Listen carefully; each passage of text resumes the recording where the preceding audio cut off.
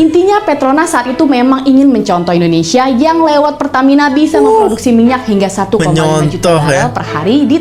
Gila guys, padahal dulu Petronas itu belajar dengan Pertamina cuy. Tapi kenapa Petronas lebih maju ya? Hai, hello guys, assalamualaikum, salam sejahtera semuanya. Apa kabar ya teman-teman? Semoga selalu dalam keadaan baik dan semoga selalu dilimpahkan rezekinya. Amin amin ya robbal alamin.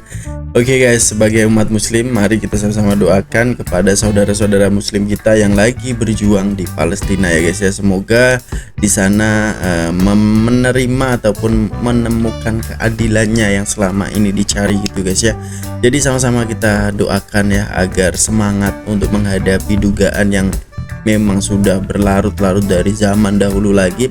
Dan sekarang ini lebih parah lagi guys. Jadi sama-sama kita sedekahkan Al-Fatihah untuk para mereka yang lagi berjuang. Sama-sama kita sedekahkan Al-Fatihah. Alian itu solihah Al-Fatihah. Oke guys, mengenai tentang minyak ya di bumi ini, di Indonesia pastinya banyak banget dong sumber minyak yang ada di bumi Indonesia. Mungkin lebih banyak daripada Malaysia guys ya. Tapi Malaysia kenapa lebih maju gitu? Petronas ini lebih apa ya guys ya, lebih di mata dunia itu lebih dikenali guys dibandingkan Pertamina. Ini ada apa gitu. Jadi sama-sama kita akan cari tahu ya. Ini ada video yang cukup menarik untuk kita reaction ataupun untuk kongsikan ke Anda semuanya guys ya. Jadi jangan lupa yang baru sampai di channel ini tiada salahnya tekan butang subscribe dulu guys. Ini mengapa Pertamina tak bisa seperti Petronas? Oke guys, mengapa? Sebab Pertamina ini jauh lebih dulu lagi sebelum ada Petronas kan ya. Jadi seperti apa aku pun penasaran banget guys ya. Jadi tak perlu berlengah masa lagi, langsung aja kita tengok videonya guys. Link ada di description jika kalian pengen nonton videonya langsung. Tak perlu berlengah masa lagi, bismillahirrahmanirrahim and play. F1 ini guys ya. Jika kalian penggemar balap Formula 1 atau F1 pasti tidak asing dengan logo Petronas. Ya, yes, logo ini menjadi partner utama tim Mercedes-AMG. Sebagai perusahaan migas Malaysia, pasti bikin warga negara tersebut bangga melihat pembalap sekelas Lewis Hamilton mengendarai mobil yang ada tulisan Petronasnya. Yes, bener. Dan yes, bagi orang Indonesia tentu kita tidak mau kalah dari tetangga serumpun kita itu. Sayangnya perusahaan kebanggaan kita, Pertamina, saat ini tidak ada di titik yang sama dengan Petronas.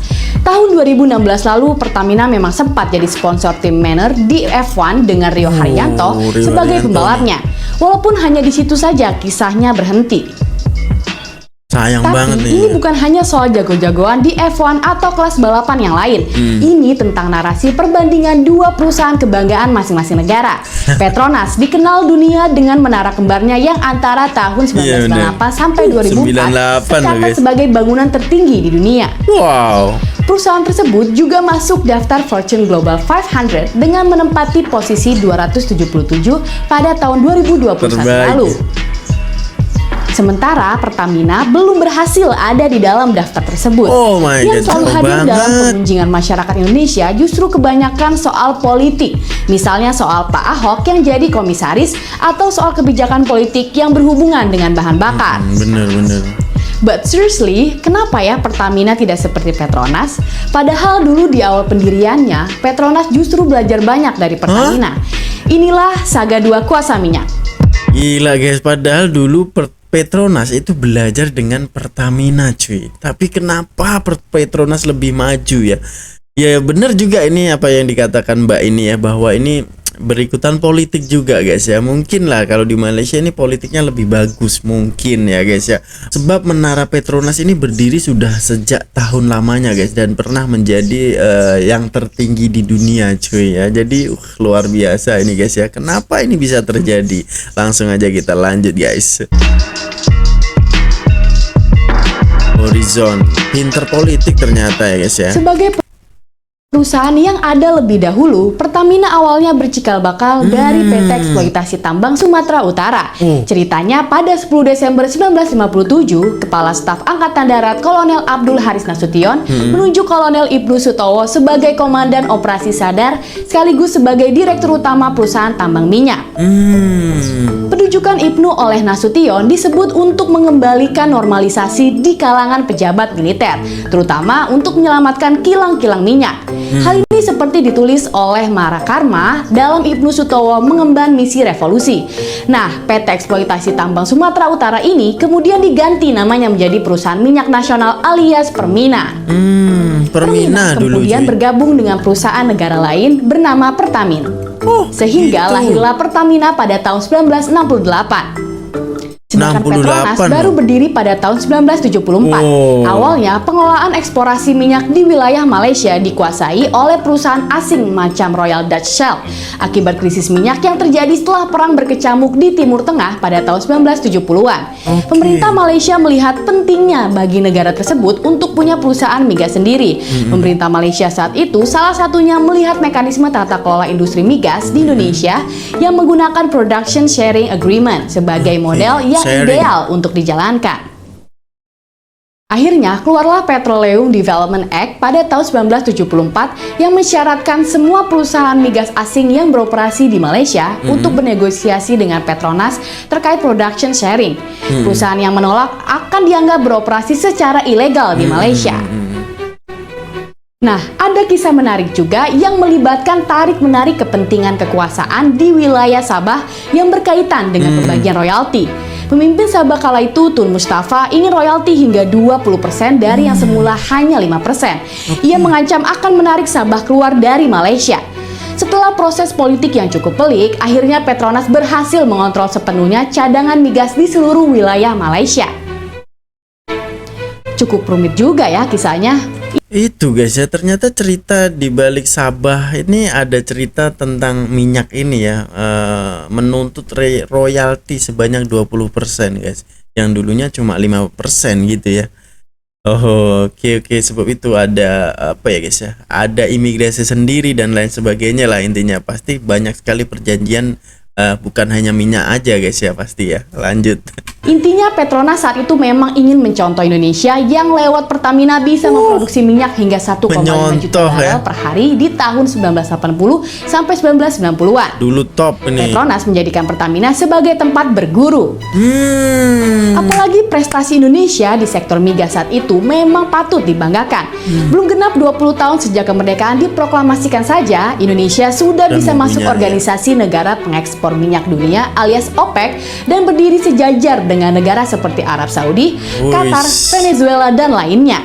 Harusnya bisa maju Namun, lebih dulu situasi ya. kemudian berbalik. Di tahun 2005, angka konsumsi minyak Indonesia lebih tinggi ketimbang produksi.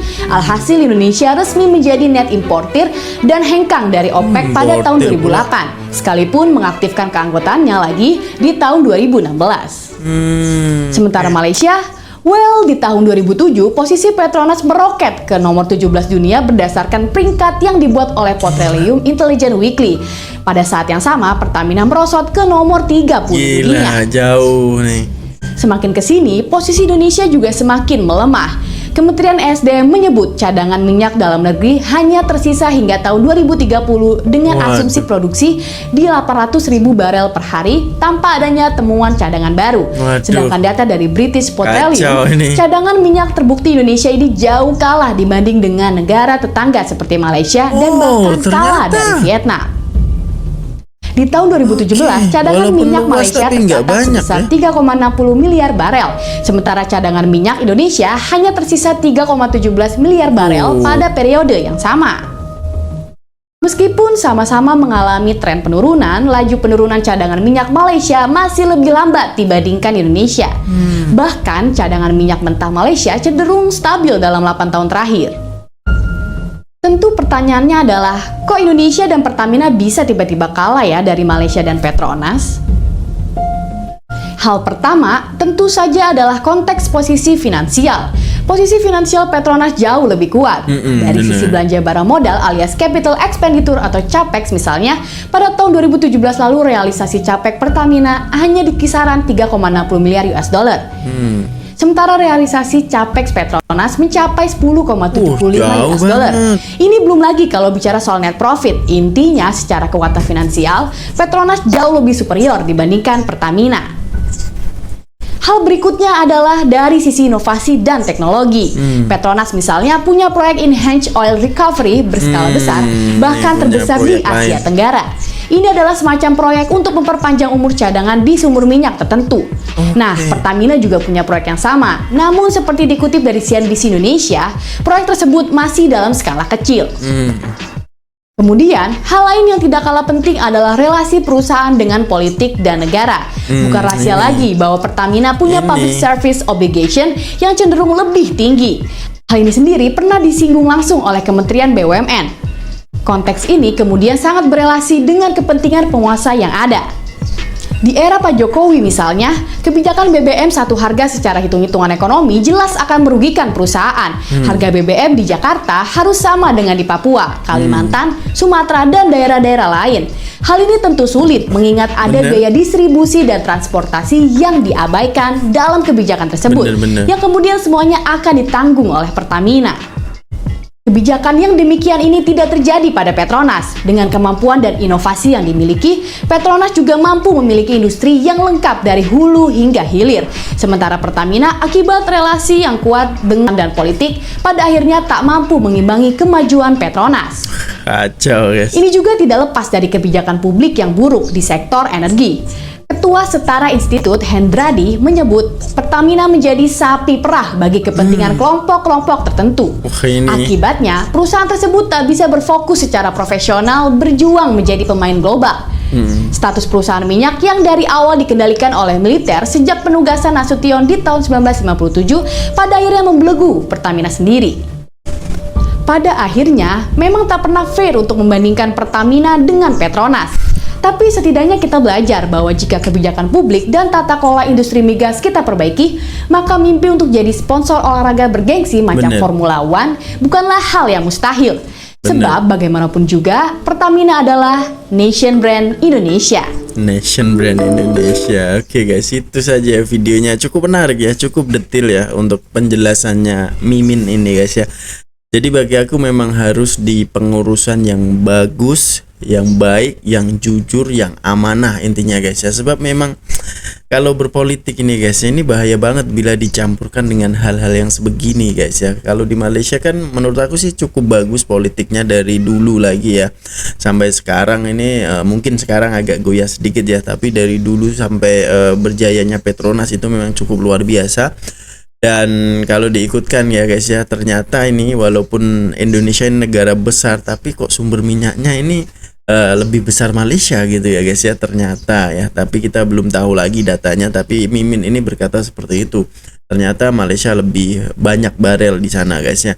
Dan pengurusan yang bagus, akhirnya Malaysia juga cepat gitu ya naik dengan pesat pertumbuhannya, dan kemudian bisa mensponsori F1. Dan itu luar biasa guys, Lewis Hamilton yang membawa Mercedes-Benz, AMG dan juga Petronas. Jadi luar biasa. Jadi semakin dikenal lah ya produk Petronas tentunya guys. Sebab dulunya Petronas ini pernah belajar dengan Pertamina loh cuy. Sebab Pertamina lebih dulu bisa mengelola minyak sendiri gitu. Jadi sangat luar biasa guys ya. Apapun intinya kita jangan bergaduh di sini, sebab memang ya kita akui guys ya bahwa Petronas itu lebih maju daripada Pertamina ya. Sebab kita bisa tengok cuy, F1 loh. F1 adalah salah satu olahraga yang cukup mahal guys ya. Dan untuk menjadi stiker nama kita di kendaraan F1 itu bukan kaleng-kaleng cuy, itu biayanya billion guys ya. Jadi apa pandangan kalian? Silahkan drop komen di bawah. Bagi aku Malaysia Indonesia ini tetap bersahabat ya. Kalau baik kita bisa belajar di sana, kalau di sini baik kita bisa belajar di sini. Jadi kita contoh yang lebih baik guys ya. Kita ambil contohnya dan kita aplikasikan di sini untuk kemajuan bersama istilahnya ya guys ya. Sebab kita ini bertetangga cuy, berdekatan, dan kita tentunya dulunya adalah Nusantara guys. Oke, mungkin sekian dulu ya untuk video kali ini. Terima kasih yang sudah klik video ini dan menonton sampai habis. Jumpa di video selanjutnya. Assalamualaikum warahmatullahi wabarakatuh. Peace, love, and respect from Indonesia. Ciao.